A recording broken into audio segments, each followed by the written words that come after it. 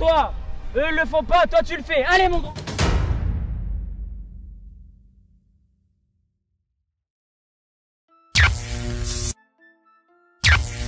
Salut la team NE, j'espère que vous allez bien, bienvenue dans cette nouvelle vidéo. Alors après avoir vu que manger à la mi-temps et quoi manger après le match, on va aujourd'hui s'intéresser à ce qu'il faut faire avant le match au niveau de la nutrition pour que lorsque tu arrives sur le terrain, tu sois au top physiquement. Dans un premier temps, le repas d'avant-match commence la veille où tu dois vraiment faire le plein et recharger ses sources et ses stocks de glycogène avec le repas suivant. Toujours un index glycémique bas pour les féculents. Donc je pense notamment au riz basmati, aux pâtes complètes ou encore les patates douces. De toute manière, je te mets ici plein d'aliments à index glycémique bas ou modéré et tu dois vraiment avoir un repas qui est au-dessus des 500 calories voire 600 et vraiment, je te donne une fourchette. Tout dépend de ton poids et ta corpulence, mais ça doit aller de 80 à 180 voire 200 grammes crus, donc non cuits, au niveau des féculents. Ensuite, à côté de cela, une bonne source de protéines. On peut avoir des œufs, du poulet, de la viande rouge, si possible 5% de matière grasse, vraiment, soit le plus précis possible là-dessus. Ou sinon, tu peux y rajouter du poisson. Et avec en accompagnement, comme toujours, et ça c'est impératif, ce sont les légumes. Toujours en avoir à côté de sa source de protéines et de glucides. Ensuite, après ce repas du soir, soit tu fais une collation ou soit tu vas directement au lit, à toi de voir, chacun est différent, chacun a sa méthode et ensuite on va pouvoir passer au lendemain. Donc le réveil doit sonner à 8h30 si tu as match à 13h. Et ensuite si le match est à 15h, 18h ou 20h, on y viendra à la fin de cette vidéo. Je te réveille à 8h, si possible 8h30 pour avoir ton petit déjeuner qui lui ne doit surtout pas être extra calorique. Tu ne dois pas dépasser les 300 voire 400 calories. Il va se composer de la manière suivante.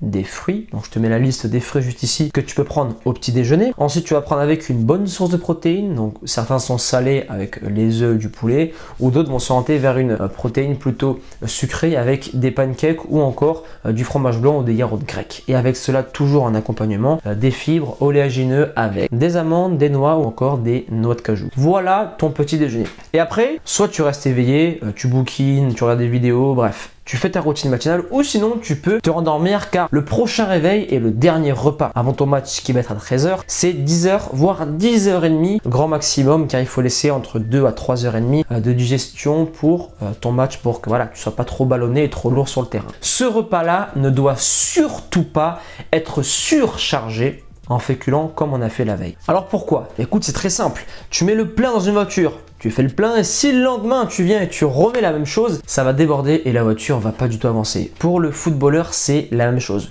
Tu as un poids de forme qui est, je sais pas, à 60, 80 ou 90 kg. Si tu te charges trop le jour de match, tu vas être légèrement au-dessus. Et comme tu le sais, chaque détail compte sur un terrain de football. C'est pour ça que ce repas-là ne doit pas dépasser les 500 voire 600 calories grand maximum.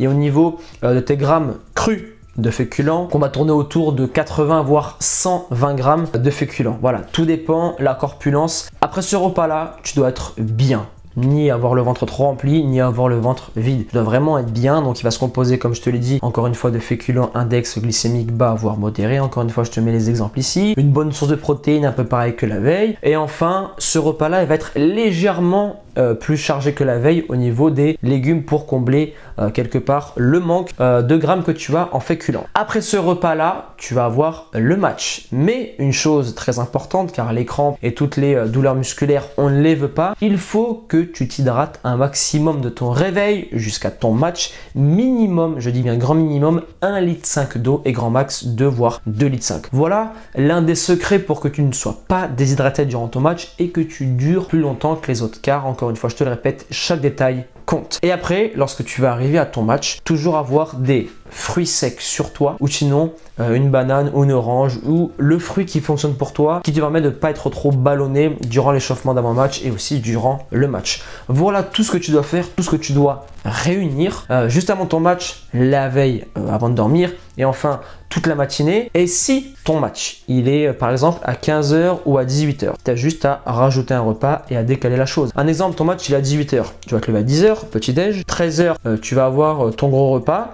Et ensuite, à 15h, 15h30, tu peux t'orienter vers une collation et après à 18h, tu as le match. Et là, tu seras vraiment bien. Et lorsque tu as plus de repas, tu dois étaler tes calories pour pas que tu sois trop chargé. Parce que si tu manges vraiment bien au petit-déj, à la collation et encore au repas, tu vas arriver en match assez lourd. Donc voilà, et après, si c'est à 20 h, tu rajoutes encore un repas. Ce que je t'invite à faire pour connaître un maximum ce repas et ce processus d'avant-match, là tu es en vacances ou tu es en reprise. Tu vas simuler un match ou un entraînement à 13 h, à 15 h ou à 20 h. Tout dépend durant l'année. L'horaire à laquelle va être ton match. Imaginons que tu vas jouer tous les dimanches à 20 h. Très bien. Alors on va dire dimanche, tu es au repos et lundi, tu n'as pas entraînement. Dimanche, tu fais comme si tu avais match. Tu fais ton processus et à l'horaire de match, tu vas faire un grand entraînement et tu vois comment ça fonctionne. Parce qu'il y a certains joueurs, je voulais te le préciser, mais dans le repas d'avant-match, ils prennent des collations, ils s'en rendent vers des pancakes, ils s'en rendent vers des crêpes protéinées, des gâteaux hyper protéinés et très glucidiques. D'autres prennent même des smoothies hyper protéinés. Donc là au niveau des smoothies, c'est assez spécial et selon chacun ça marche ou pas parce que c'est liquide et en général quand c'est liquide, t'es ballonné et tu peux avoir la diarrhée durant ton match. Voilà l'inconvénient selon chacun par rapport aux smoothies. Donc encore une fois, je te le répète, je t'ai donné les grandes lignes, certaines astuces. À toi de te créer ton propre processus nutritionnel d'avant-match et il n'y a pas de secret. Le terrain, c'est le test.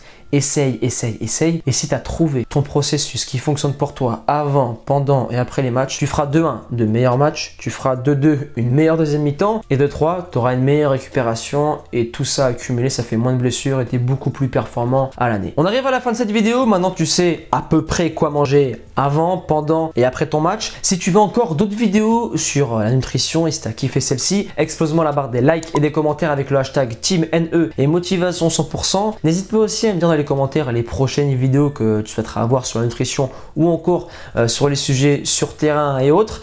Et à présent, je vais te laisser là. Persévérance et motivation et on avance ensemble.